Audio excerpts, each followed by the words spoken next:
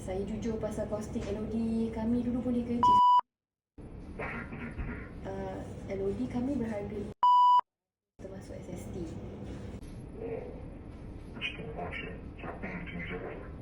Sebab klien saya memang faham what kind of LOD that we do and macam mana kita strategize untuk halang ada ruang lah untuk pihak lawan try nak bagi defenses yang macam ni lah, macam kes Encik.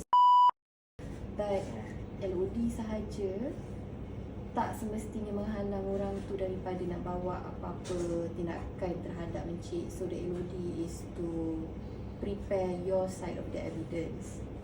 Having said that, sebab itulah Encik, kalau you tak proceed LOD dengan kita orang pun, even if you hire other lawyers, other law firm, they need to build up your case. Building up your case starts dengan you reply WhatsApp dia.